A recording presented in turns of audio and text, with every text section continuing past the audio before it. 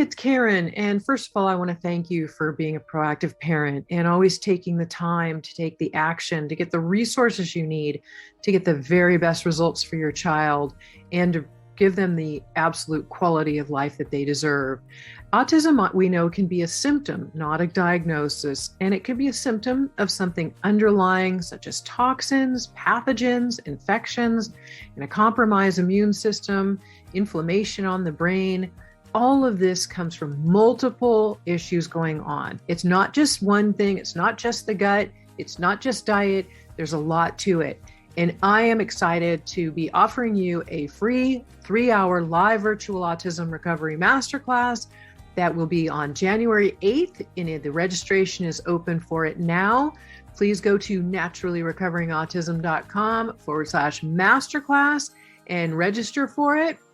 And feel free to share it with anyone you know who could utilize these resources as well, because there are a lot of parents out there like you and like I was, searching for things to help them streamline the process and get the thorough A to Z so nothing important gets left out. Again, go to naturallyrecoveringautism.com/masterclass, and I look forward to seeing you there. Diet is crucial with anybody's health, but especially for children with autism. But even more important is to understand how you want to balance and keep balanced the blood sugar levels. Hypoglycemia is a condition that comes from low blood sugar or low glucose levels. Behavioral outbursts, anxiety, and a lack of ability to think clearly can be the result of the brain being starved of its energy supply, which is glucose. When it's been too long since our last meal or snack, our blood sugar drops and our brain can't function properly. If we eat too many sugars and refined carbohydrates, our body then responds by releasing large amounts of the hormone insulin to counteract the effects of all of the sugar. This is especially hard on the liver and can cause it to become congested. Now, the liver is our main organ of detoxification. Children with autism already have issues with this, which can create even further physical and behavioral problems. Hypoglycemia, or low blood sugar, can trigger many unhealthy reactions in our bodies.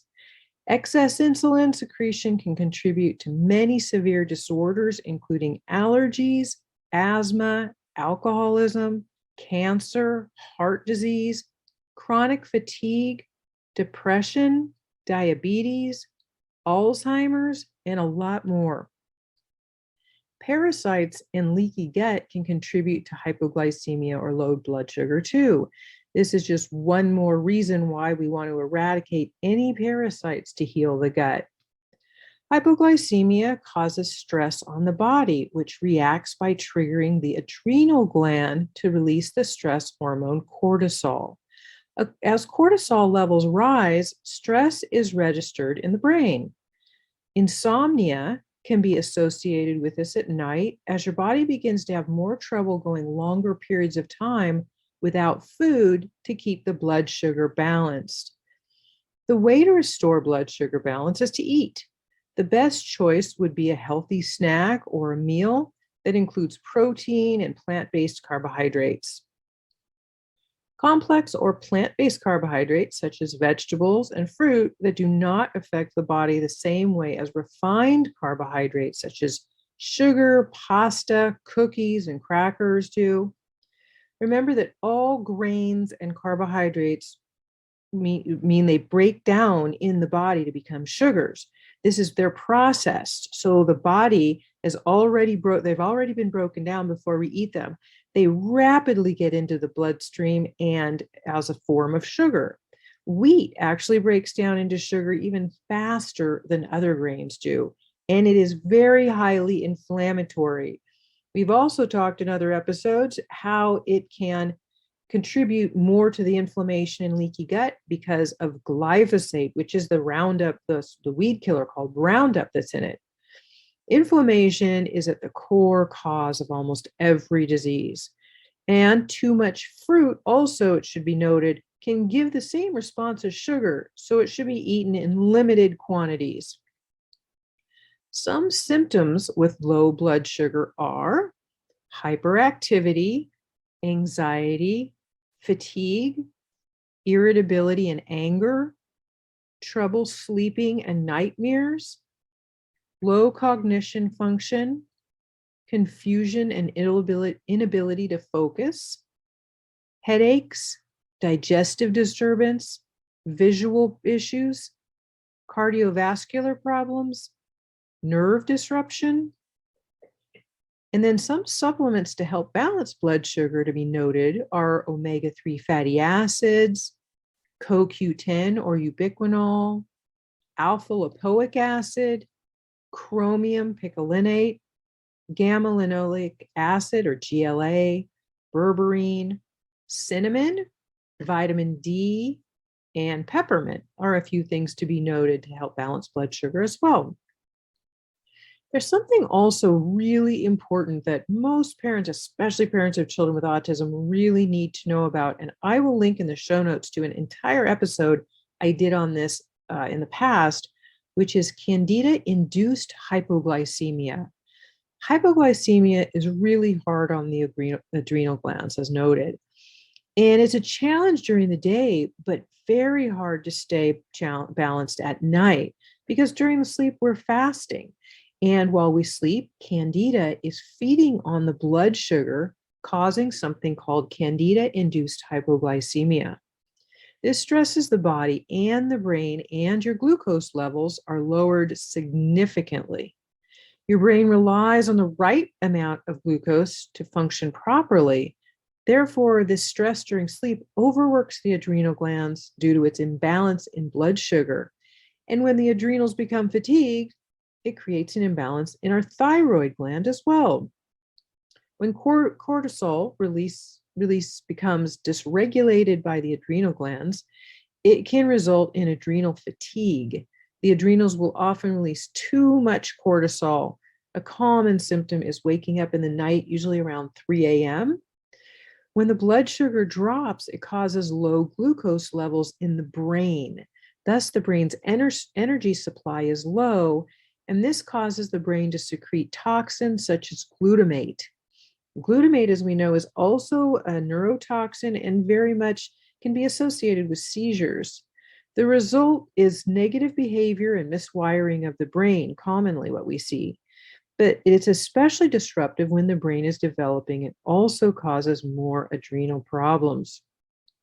An imbalance of adrenal hormones can impair the body's ability to grow and to recover from illness or injury.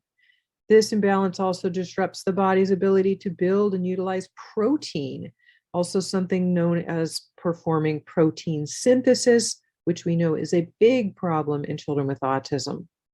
So what do you want to do?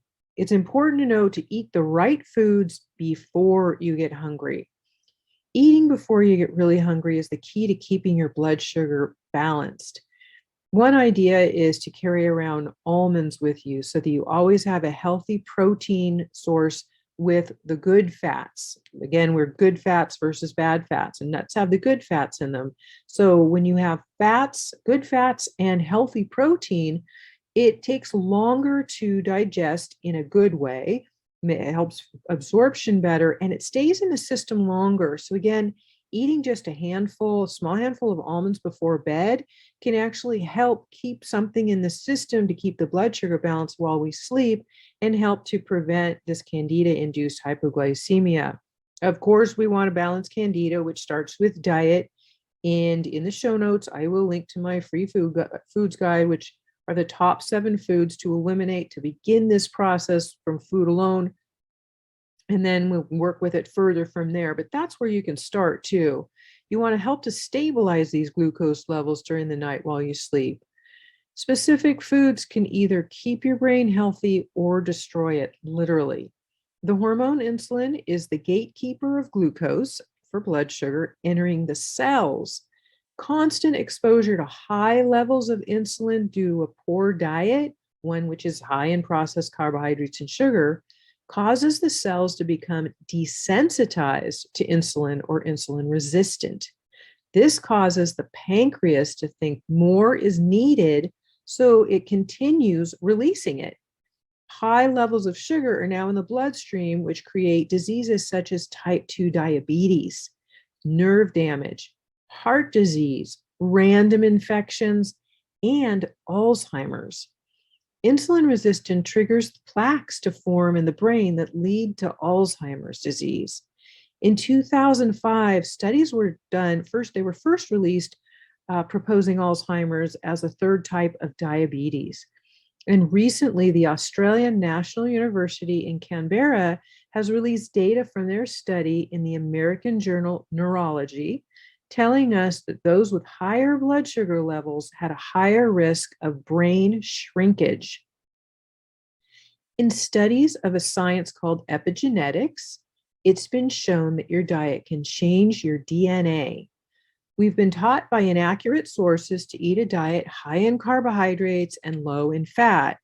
We know that the brain is 60% fat, and it must have fat, again, healthy, good fats like coconut oil, extra virgin olive oil, organic, avocado, the good fats.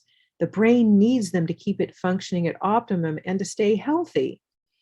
Always eliminate soda and limit juices, refined carbohydrates, refined sugars, reduce fructose in your diet, even from fruits, completely avoid high fructose corn syrup, increase your intake of good fats from oils, again, such as coconut, olive, and avocado, and the good nuts, never peanuts, good nuts. Get enough protein from whole food sources such as nuts, again, eggs, grass-fed and finished meat, organic poultry, line-caught fish, and raw or par-steamed vegetables, because raw ones can be harder, especially on children with autism when their gut is still weak. It's hard to digest completely raw vegetables, so sometimes par-steaming them and giving lower quantities to begin can be more helpful, but those can be helpful as well to help for balancing blood sugar and getting the nutrition in. Again, just remember to always avoid those refined carbohydrates, including grains in your diet. And again, I will be linking to everything in the show notes today at naturallyrecoveringautism.com/140. This is show number 140. And you'll get my free foods guide link there as well to the top 7 foods to eliminate. Make sure you don't have those in your diet. And I'm going to link to other episodes, other podcast episodes I've done in the past that are regarding diet, blood sugar, and healthier eating strategies, because they can be really important to know. And there's a lot of important facts to know. And again, so I'll link to everything in today's show notes at naturallyrecoveringautism.com/140. I hope this was helpful for you. It's really important to eat healthy, not only feeding your child healthy foods, but for you to eat healthier foods as well. And I know people get really attached and emotional around their food, and they don't want to give certain things up. As you just slowly transition yourself and your family members, weaning them off of the bad foods, the cravings for them will dissipate over time. This is important because right now that blood sugar is really imbalanced, and it causes you to crave more sugar because your body hasn't had it leveled off long enough, and we're releasing more insulin all the time. This again is really hard on the adrenal glands, really hard on the brain, and causes a lot of physical health issues and behavioral and emotional issues. So now that you're aware of this, there are some tips and things that you can do about it. I hope it's helpful, and I will talk to you soon. Take care.